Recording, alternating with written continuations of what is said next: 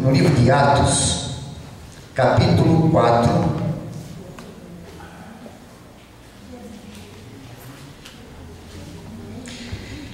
versículo 32.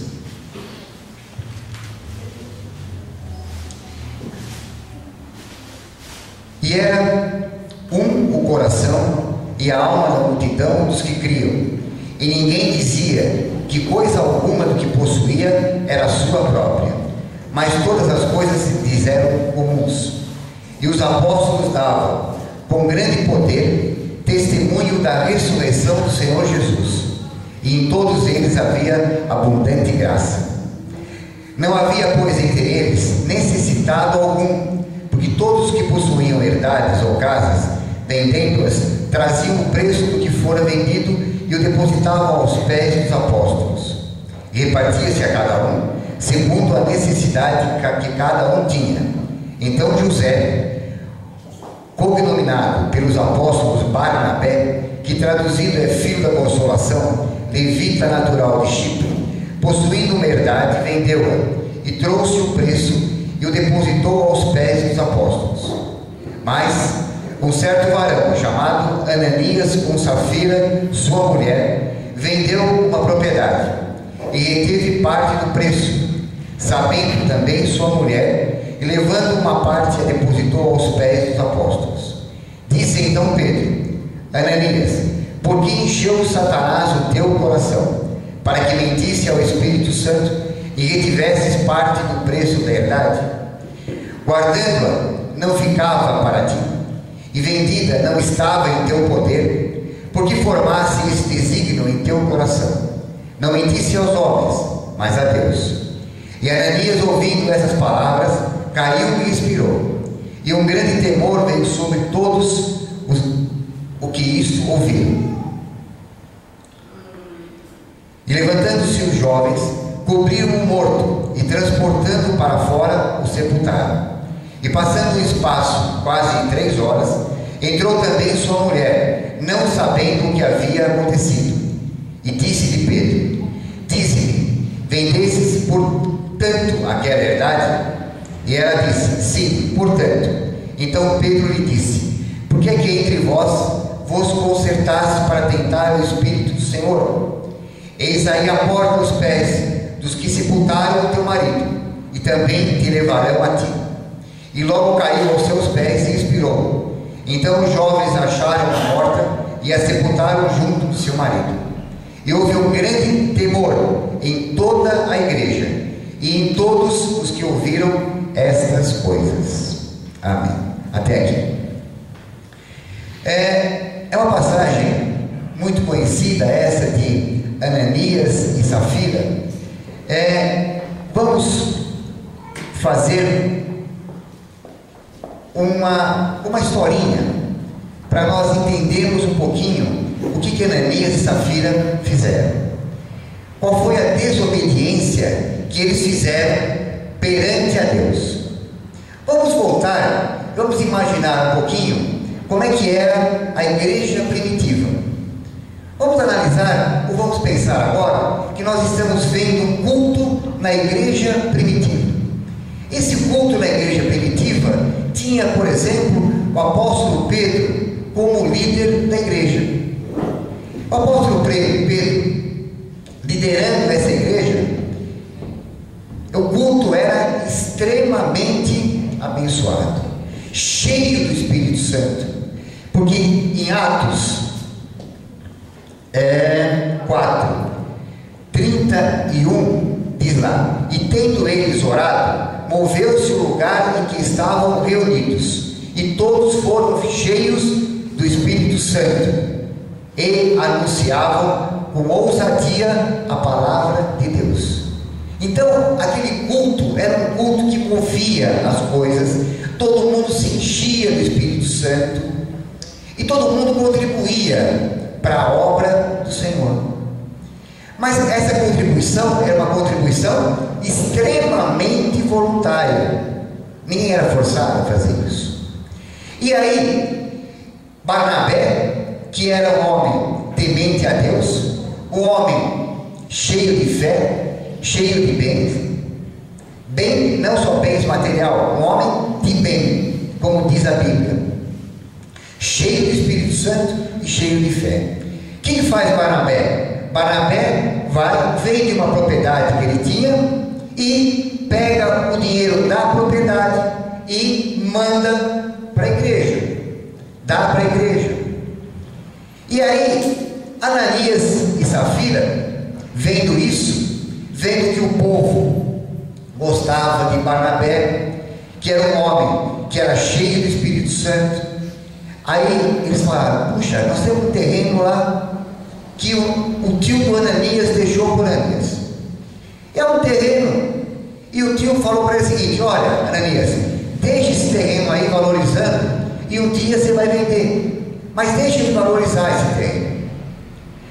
E aí, ele conversando com a Safira: puxa, você viu que Barnabé, como foi congratulado na igreja, todo mundo está contente cada vez mais com Barnabé, vamos vender aquele terreno nosso e vamos dar para a igreja. Aí a Safira concordou.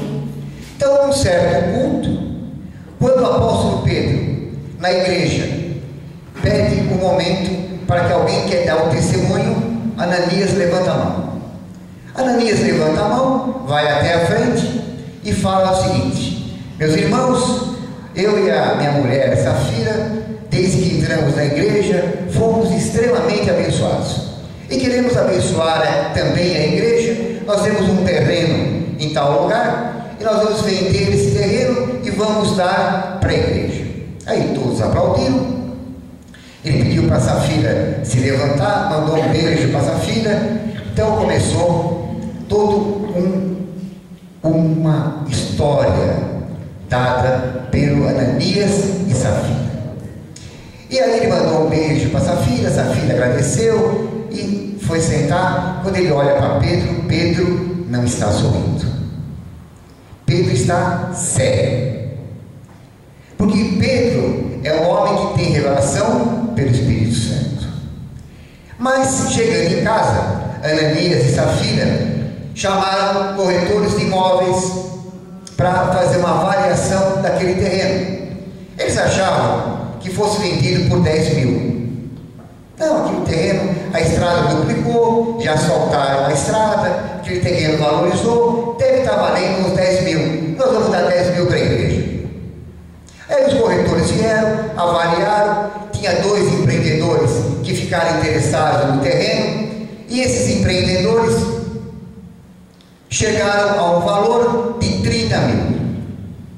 E aí venderam o terreno por 30 mil. E aí eles estão agora na sala com um cheque de 30 mil na mão, esperavam receber 10, estão recebendo 30. E aí vem aquela cócega que está na cabeça, que vem o diabinho falando.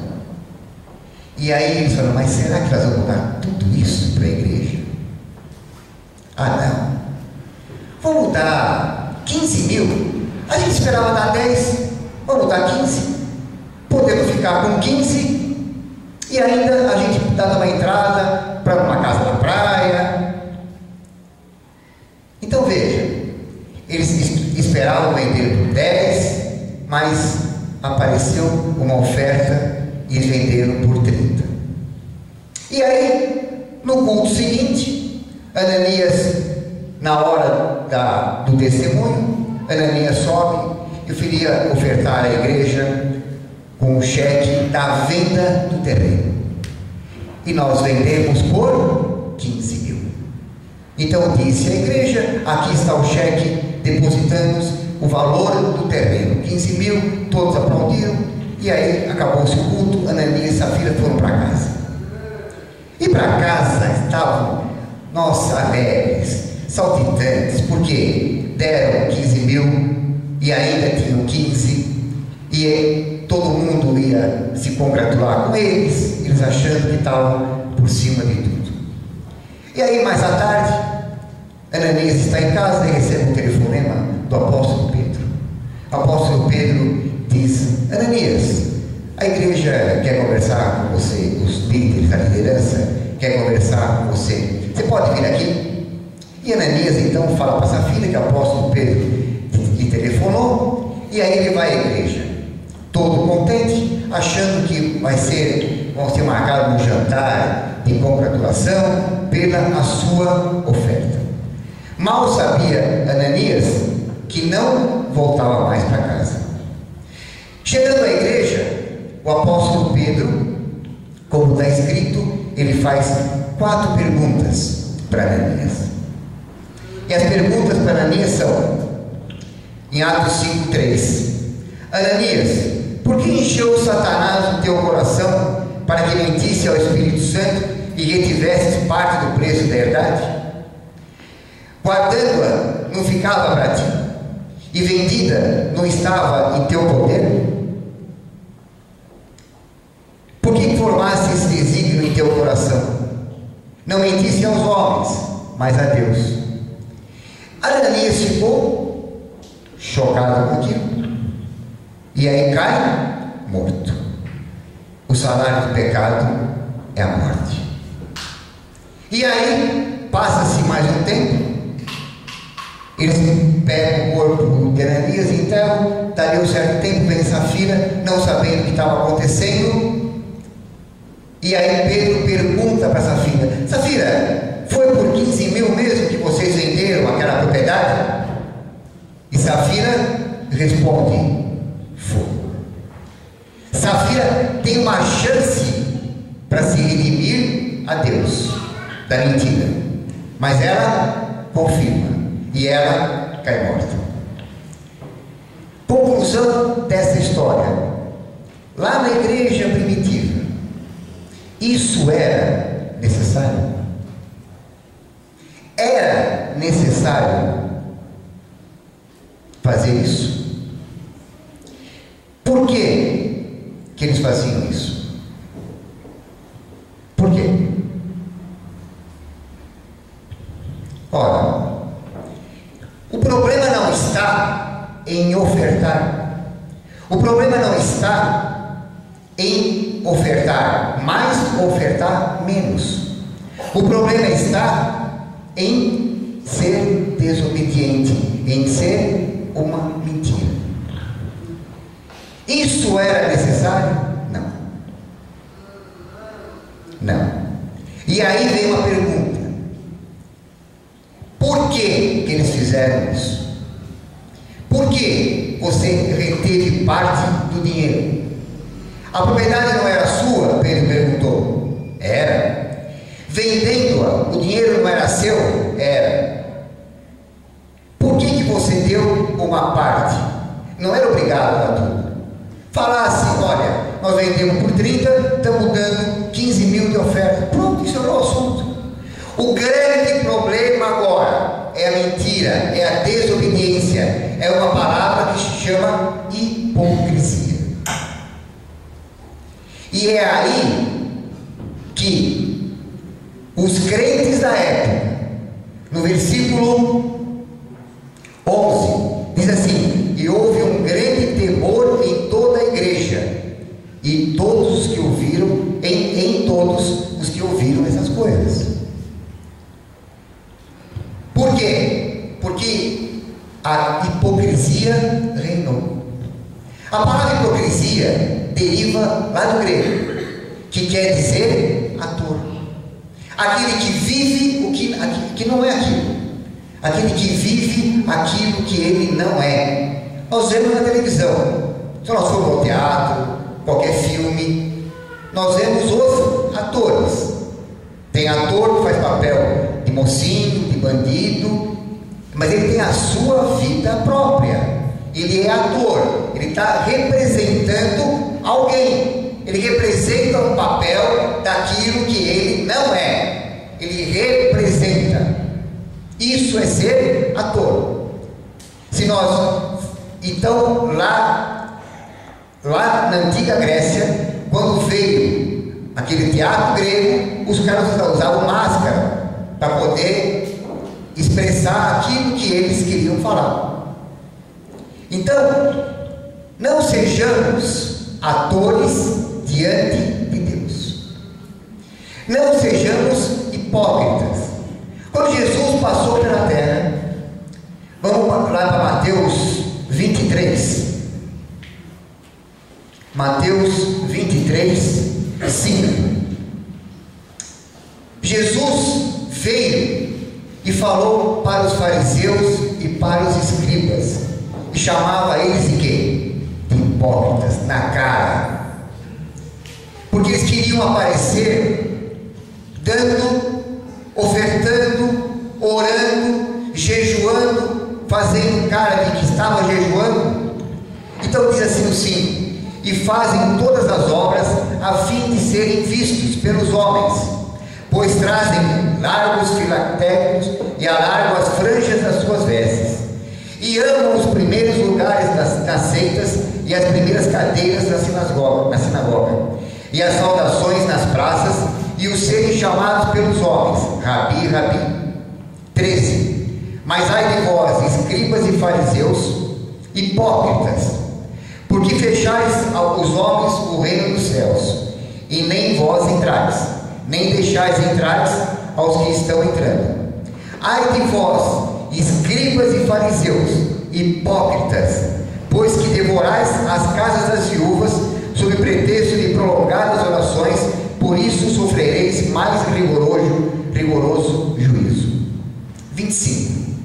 Ai de vós, escribas e fariseus, hipócritas, porque limpais o exterior do corpo e do prato, mas o interior está cheio de rapina e de iniquidade. Deus quer ver o teu interior e não o exterior. O nosso exterior, ele vai só representar o que tem no teu interior. E quando o teu interior está sujo, não adianta maquiar. Um dia a máscara cai. Então, não sejamos atores, sejamos espiritualmente sinceros a Deus. Deus conhece o teu coração da oferta. A oferta agora não é só financeira, mas entrega a tua vida ao Senhor, confia nele e ele tudo fará. Eu estava conversando antes do culto com a pastora Rose, falando sobre isso. Entrega a tua vida ao Senhor, porque ele vai te fazer maravilhas na tua vida. Tenha confiança. Quando você entrega, é para entregar. Entrega confiando, não entrega desconfiando. A partir do momento que você entrega desconfiando, não adianta nada. Vem agora e dá. Seja sincero e não seja hipócrita como os fariseus. Jesus fala o seguinte: quando orares, não fique falando para que todo mundo fique vendo que você está orando, mas entre no teu quarto, fecha a porta e em secreto o teu pai vai te ver e vai te recompensar. Quando der uma oferta, que seja uma oferta que a mão esquerda não saiba o que a direita está fazendo. Não seja aparecido, é isso. Não queira aparecer, faça o bem em silêncio. Se você faz aquilo que está fazendo para ser visto, então não vale nada. É isso resumindo a história. Por que Ananias e o trecho bíblico, ele é pesado. Ele é pesado. Ananias morre, Safira morre. Deus castiga com a morte aqui no caso, para poder mostrar para a igreja que está começando, que ela tem que começar com uma moral ilibada. Não pode começar assim. Se tiver coisa errada, é cortada no meio. 1 Pedro 4,17 diz lá: porque já é tempo que comece o julgamento pela casa de Deus, e se primeiro começa por nós. Qual será o fim daqueles que são desobedientes ao Evangelho de Deus?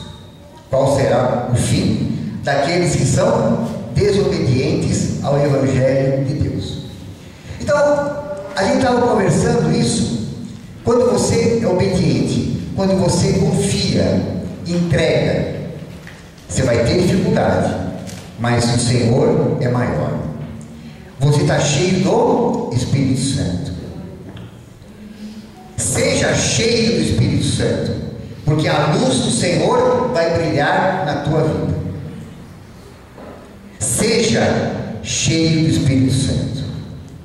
Diga para o seu irmão do lado: seja cheio do Espírito Santo. Então, em Tiago 4,10 diz lá: resisti ao diabo e ele fugirá de vós. Então, por que Ananias caiu? Porque ele não resistiu ao diabo. Ele deixou. Porque se você der brecha na tua vida, o mal entra. Como foi comentado no pastor Hélio, mesmo em Pedro, que o diabo, vosso adversário, anda como um leão ao derredor, fica rugindo como um leão ao derredor, vendo a quem ele vai tragar. Mas ele fica ao derredor, e ao redor de você ficam os anjos do Senhor, daqueles que temem a Deus. Daqueles que temem a Deus, você está protegido pelos anjos do Senhor. Por que esses ladrilhos, o piso, tem um rejunte? Tem, por questões físicas, eles são separados por causa da dilatação, contração, e assim por diante. Não vou entrar no aspecto físico da história, mas eles são separados uns dos outros. Eles estão separados, mas tem um rejunte no meio. Se não tiver o rejunte, o que vai acontecer? Vai encher de quê? De sujeira. E vai ser difícil para arrancar a sujeira. Tem que estar separado. Então inventaram, botaram uma massinha que dilata, que contrai, que não tem problema nenhum, mas que não acumula sujeira. Então você tem que ver se na tua vida está tudo rejuntado. Não pode haver brecha, porque se há brecha, o inimigo entra. Se há brecha, ele entra por ali. Ananias deu uma brecha, porque ele queria ter inveja de Barnabé, já abriu uma brecha, quis aparecer, e aí vem o grande lição da história. Eles queriam dizer, falar para a igreja, mostrar para a igreja, ser mostrados para a igreja daquilo que eles não fizeram, de um sacrifício que eles não fizeram. O Senhor sabe o teu sacrifício. Ele olha o teu interior. Ele sabe como é aquela oferta da viúva, que ela deu as 2 moedas, e Jesus falou, ela deu tudo, os outros não deram nada, mas depositaram uma quantia maior. Não importa, porque o que eles deram era um sobra. O que você dá para Deus não pode ser sobra, tem que ser uma coisa que venha de dentro, que seja com sacrifício. Ele fez um sacrifício por nós, que você nem eu somos capazes de fazer. Não sejamos hipócritas. Ele fez um sacrifício que deu a sua vida para nos salvar. E você não quer fazer isso de sacrifício? Não. Então, a lição de Ananias, o que eu aprendo com isso? Que eu tenho que fazer sacrifício. Que eu tenho que ser sincero no sacrifício. E não dar uma de vítima, dizendo que estou fazendo um sacrifício para a obra de Deus, quando na realidade não estou fazendo nada. E aí é que as coisas se complicam. As pessoas têm a vida complicada porque tem brecha e o inimigo entra. As pessoas têm a vida complicada porque nessa brecha é a brecha de inveja, é uma brecha de mentira. Deus quer que você seja espiritualmente forte. Ele quer te transformar. Ele te transforma. Todo mundo aqui foi transformado e está sendo transformado dia após dia, porque nós somos pecadores. Ainda não vamos nunca atingir a plenitude. Não vamos nunca, mas queremos o quê? Ser transformados dia após dia. Quando você jejua, aquilo ali funciona e você é abençoado, porque ali no jejum você tem um sacrifício. Você está se abstendo de coisa que você quer fazer, ou seja, de alimentação, ou de ver televisão, sei lá do que você gostaria. Mas, nossa, eu gosto muito daquilo, mas eu, em nome de Jesus, eu vou fazer um sacrifício. É diferente do que a gente vê por aí de promessa. Essa promessa não existe. Olha, se der certo, eu vou para a igreja de joelho e volto para minha casa também de joelho. Mas se der certo, se não der certo, você não vai de joelho. Isso não existe. Primeiro, você tem que fazer o seu voto. Você tem que dar para receber. O Senhor, Ele te dá tudo aquilo que você precisa. Quando você, quer ver em Mateus, acho que é Mateus 6. Mateus 6, 5.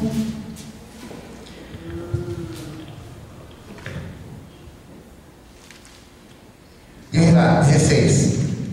E quando jejuardes, não vos mostreis constritados como os hipócritas, porque desfiguram o rosto, para que aos homens pareça que jejuam. Em verdade vos digo, que já receberam o seu galardão. Porém, tu, quando jejuares, unge a cabeça e lava o rosto. Por quê? Para você mostrar que você não está jejuando para os outros. Você está jejuando para quem? Para Deus. Quando você faz um sacrifício financeiro para abençoar a obra de Deus, você vai ser abençoado. Nem sempre a bênção vem em retribuição financeira, não é isso? Não é só isso. Senão está todo mundo aqui multimilionário, não é isso. Mas você tem que ter o quê? Saúde, paz, harmonia, felicidade. Você vai ter que ter uma paz, como eu estava conversando com o pastor, uma paz que o mundo não te dá. Essa é a paz de Deus. Essa é a paz que quando você passa por uma tribulação, você sabe que você vai passar e vai sair vitorioso. Que a tribulação passa por você. E você não fica na tribulação. Então você tem que ser que nem Barnabé. Barnabé é um homem de bem, um homem cheio do Espírito Santo e de fé. Repita comigo: eu quero ser um homem de bem, cheio do Espírito Santo, e de fé. Aquela história, ter dinheiro é ruim? Não, é muito bom. Todo mundo quer ter dinheiro. O problema não é o dinheiro, o problema é o amor ao dinheiro. Na hora que eles viram aquele cheque de 30 mil, falaram: nossa, 30 mil para a igreja? Não, é muito, então não estou precisando de tanto. Vamos ficar com 15 mil aqui na história. Podia falar para a igreja: ó, vendemos por 30, mas vamos dar 15, querendo abençoar os irmãos com 15 mil. A gente pensava em 10, já veio 15, ótimo. Mas não, mentiram, falaram de um sacrifício que estavam fazendo, quando na realidade estavam dando, achando que aquele altar fosse um palco de teatro. E é isso que nós queremos ser transformados pelo Espírito Santo, fazer o bem, como diz em Gálatas 6:9, aquele que sabe fazer o bem e não faz, é pecado. É pecador. Sabe fazer o bem? Sei. Por que não fez? Eu posso ajudar o meu irmão? Posso. Porque amanhã você será também ajudado. Todos nós, um dia ou uma hora, nós precisamos de ajuda. Precisamos que os outros orem por nós. Nós oramos pelos outros. Isso é o que se chama de congregação. A congregação, seja A, B, C, não importa. É que você ore pelos outros, que os outros orem por você. Porque não podemos deixar brecha para o Espírito Santo. Nós não podemos desviar da fé. Na hora que você desvia da fé, você cai no abismo. Quando você está em alto mar, ou passando de navio, de barco, no mar tem dois tipos de farol. Tem o farol de advertência do perigo e tem o farol de orientar o caminho certo. Então, Ananias representa o farol de advertência. Se você fizer o que ele fez, cai. Mas Barnabé é o farol que está orientando o caminho certo. Barnabé, quando entrou na obra de Deus, deu de tudo. Atos 13, 2, diz lá: e servindo eles ao Senhor, e jejuando, disse o Espírito Santo: apartai-vos a Barnabé e a Saulo, para a obra que os tenho chamado. Que beleza! O Espírito Santo chamando quem? Barnabé e Saulo, que depois vira Paulo, para a obra que os tenho chamado. É uma beleza você ser chamado para a obra de Deus. É um reconhecimento de Deus sobre a tua vida. Ele está coroando a tua vida. Todos aqui têm um chamado. Todos aqui são evangelistas. Quando o pastor estava falando que a igreja aqui participou do evangelismo lá em Mário, com o pastor Herbert, aqueles que contribuíram, seja em oração, seja na parte financeira, também são evangelistas. Nem todo mundo pode se deslocar fisicamente, mas você pode fazer a tua parte, e a tua parte é muito grande, não é pequena. E se você começar a orar muito, a todo lugar, pedindo para o Senhor que Ele te mostrar o caminho, Ele vai te mostrar o caminho.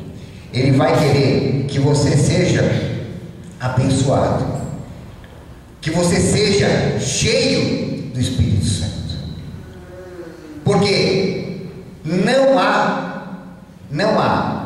na tua vida erro se você começar a seguir os caminhos de Jesus. Existe uma frase assim, existe um livro até, e até um filme, que diz assim: em seus passos, o que faria Jesus?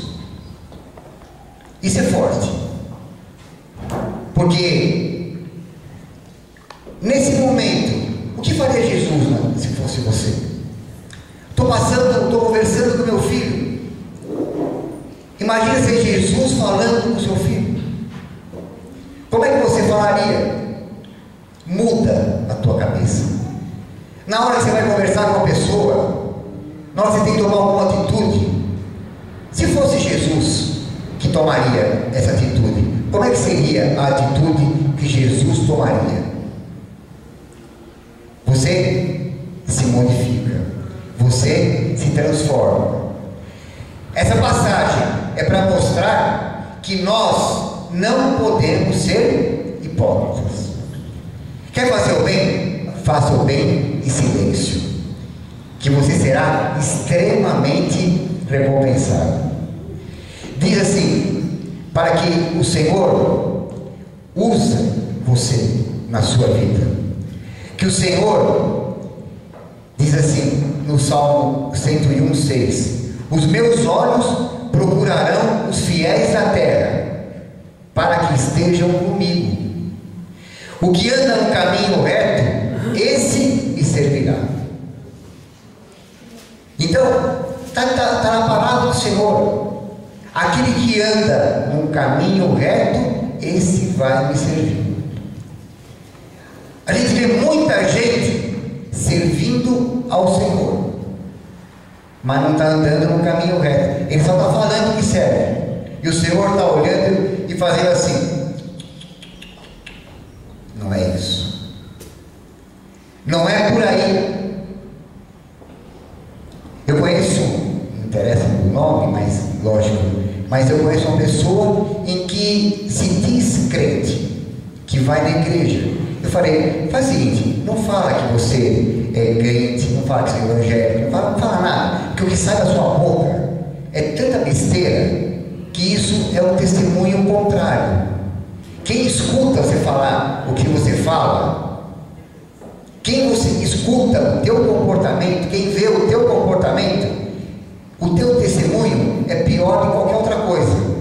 Então não fala que você vai para a igreja, não fala nem que ministério você pertence, porque você está acabando com a igreja. Mas é isso que o diabo quer. O diabo tentou destruir a igreja por fora, na perseguição. Não conseguiu, porque a igreja primitiva cresceu barbaridade. Porque nós vemos lá, eles eram cheios do Espírito Santo e anunciavam a palavra do Senhor com ousadia. Movia-se no lugar, havia curas tremendas, a sombra de Paulo curava, os enfermos eram colocados. Você imagina a confusão que era. Não tinha nem lugar para colocar tanto enfermo, mas não dava para Pedro, não dava para Pedro alcançar, para colocar a mão, mas a sombra dele curava. Então, se nós pararmos para pensar, vamos transformar um pouco mais as nossas vidas, que aquilo ali era o exemplo de tudo. Era um grupinho que cresceu, e aí tinha perseguição dos judeus, de todo mundo, e a igreja crescia. Você continua escrevendo Atos ainda. É a história da igreja, é a tua história. Mas aí o diabo viu que não dava para perseguir, não dava para derrubar, não conseguiram. A igreja continuou crescendo. E aí o que eles fizeram? Vamos colocar gente lá dentro, para poder destruir a igreja, para poder dar mau testemunho, dizer: puxa, se ser crente é isso, eu nunca quero ser. Aconteceu na minha vida isso. Antes da minha conversão, eu conheci um casal que era crente. O cara era 171, dava golpe em tudo, era um absurdo. A esposa parecia Ananias e Safira, a esposa uma mentirosa. E eu não estava nem aí, mas eu falei: puxa, mas se isso aí vai para a igreja, se isso aí é ser crente, eu não quero nem saber disso aí. Eu não quero nem ver isso daí. Por causa de quem? Do testemunho. É isso que o diabo faz. É isso que o inimigo faz. Ele começa a colocar coisa na igreja. Achou uma brechinha. Mas se a igreja está reunida em oração, está no centro da vontade de Deus, não tem o que temer. Por isso vem esse castigo forte, porque diz lá em Atos 5, 31. 31 não. Atos 5, 11. E houve um grande temor em toda a igreja e em todos os que ouviram essas coisas. Os caras viram, nossa, Deus não é brincadeira. Brinca com Deus. Por que Pedro tem essa revelação? Ele tem uma revelação feita pelo Espírito Santo. Pedro chama Ananias e faz aquelas perguntas são reveladas a Pedro pelo Espírito Santo. Porque Pedro não sabia por quanto eles tinham vendido, mas o Espírito Santo revela a Pedro: olha, eles mentiram, fizeram daqui um teatro, chama e vamos corrigir. Vamos corrigir, porque isso não pode acontecer. Porque quando o Senhor, que Ele quer usar a tua vida, Ele quer que você seja um farol como Ananias não foi. Ele quer que você seja um farol como Barnabé foi. Ele quer que você seja um farol para orientação da vida e não um farol de advertência. Aqui jaz um perigo. Não. Aqui jaz a solução do teu caminho. Que você oriente o caminho. Que você seja transformado para que a tua vida, a vida da tua família, a vida da igreja seja cada vez mais abençoada. Que nós possamos ser transformados dia após dia. Que o Senhor nos mostre cada vez mais o caminho dele, que é um caminho que fala que é estreito, mas você está com Deus. E com Deus você só tem alegria. Não tem mais nada. Não tem outra coisa a não ser alegria. Você pode passar por problemas momentâneos, mas nesses problemas tem a mão de Deus. Abaixe sua cabeça. Senhor nosso Deus e Pai, te louvamos, te agradecemos e queremos, Pai, ser transformados por Ti.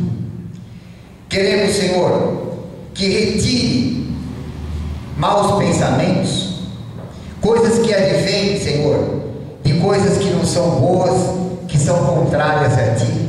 Retire de nossas vidas, Pai, para que sejamos cada vez mais cumpridores dos Teus mandamentos. Queremos ser cumpridores, Pai, aqui na terra. Queremos que o nosso sacrifício seja um sacrifício vivo, Pai. Queremos entrar na Tua presença cada vez mais. Usa-nos, Senhor, na Tua obra.